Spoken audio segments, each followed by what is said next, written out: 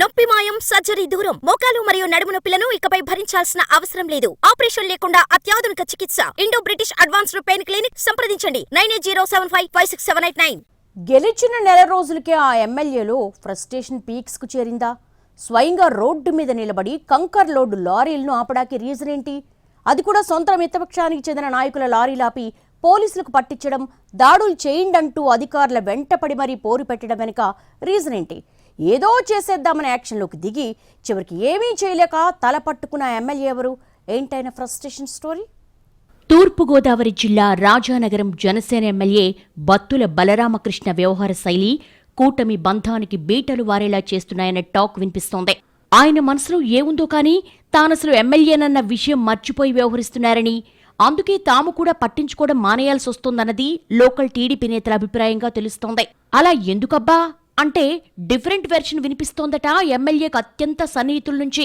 నియోజకవర్గంలో జోరుగా సాగుతున్న ఇసుక, కంకర, ఇతరత్ర మైనింగ్ కార్యకలాపాలకు సంబంధించి తన వాటాగా కనీసం ₹1 కూడా ఎవ్వరూ ఇవ్వటం లేదని ఆయన గుర్రుగా ఉన్నట్టుగా చెప్పుకుంటున్నారు. ఎన్నికల్లో కోట్ల రూపాయలు ధారపోసి నేను గెలిస్తే తీరా ఇక్కడ టీడీపీ పెత్తనం ఏంటి అని ఎమ్మెల్యే అంతరంగం అయ్యుండొచ్చు అంటున్నారు పరిశీలకులు. అటు ఎమ్మెల్యేతో కలిసి ఏ కార్యక్రమంలోనూ టీడీపీ నేతలు పాల్గొనడం లేదు. ప్రభుత్వ కార్యక్రమాలను సైతం వాళ్లు విడిగా నిర్వహించడాన్ని జీర్ణించుకోలేకపోతున్నారట ఎమ్మెల్యే. అందుకే ఎలాగైనా టీడీపీ నేతలను తన కాళ్ల దగ్గరకు రప్పించుకోవాలన్న కసితో స్టైల్ మార్చారట బత్తుల బలరామకృష్ణ. ఏ మైనింగ్ను చూసుకొని అయితే రాజానగరం టీడీపీ నేతలు తనను నిర్లక్ష్యం చేస్తున్నారో ఆ మైనింగ్నే కొట్టాలనుకున్నట్టుగా ప్రచారం. అందులో భాగంగా క్వారీల మీద దాడులు చేయించాలని మొదట అధికార యంత్రాంగంపై ఒత్తిడి తెచ్చారట. కానీ రాష్ట్రంలో అధికారంలో ఉంది టీడీపీ కాబట్టి ఎందుకొచ్చిన గొడవ అనుకుంటూ ఆఫీసర్స్ చూసి చూడనట్టుగా వదిలేశారు. దాంతో ఇక లాభం లేదనుకుని జనసేన కార్యకర్తలను వెంటేసుకుని తానే స్వయంగా రంగంలోకి దిగిపోయారు ఎమ్మెల్యే. కోరుకొండ దగ్గర కాపు కాసి కంకర్ లోడుతో వెళుతున్న 6 లారీలను పట్టుకుని పోలీసులకు అప్పగించారు బత్తుల.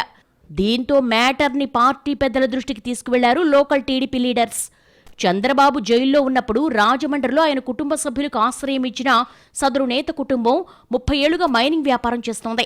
గతంలో కాంగ్రెస్, వైసీపీ అధికారంలో ఉన్నప్పుడు కూడా వీరి వ్యాపారానికి ఎవ్వరూ అడ్డుపడలేదు.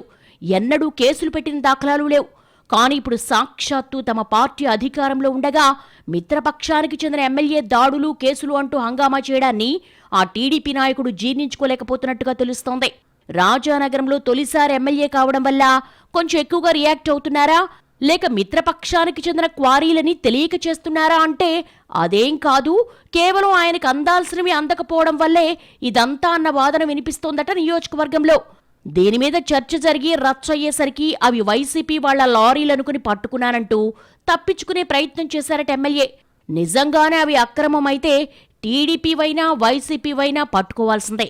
కానీ ఏదో వివరణ ఇవ్వబోయి ఆయన మరింత ఇరుకున పడ్డారన్న మాటలు వినిపిస్తున్నాయి స్థానికంగా. ఈ క్రమంలోనే అసలు బలరామకృష్ణ టార్గెట్ ఎవరు అన్న చర్చ మొదలైంది. తాను వైసీపీలో ఉన్నప్పుడు గాదరాడ ఎంపీటీసీగా ఉన్న భార్య బత్తుల వెంకటలక్ష్మిని కోరుకొండ మండల పరిషత్ చైర్పర్సన్ గా చేయమని అడిగారాయన. అప్పట్లో ఆ ప్రతిపాదనను స్థానిక నేతలు అస్సలు పట్టించుకోలేదట. ఆ కోపం ఆయన మనసులో అలాగే ఉండిపోయిందంటున్నారు. ఇక ఏడాది క్రితం జనసేనలో చేరారు బత్తుల.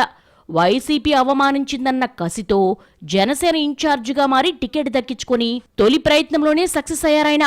గెలిచిన నాటి నుండి వైసీపీ టార్గెట్గా పనిచేస్తున్నారని అందరూ భావించారట.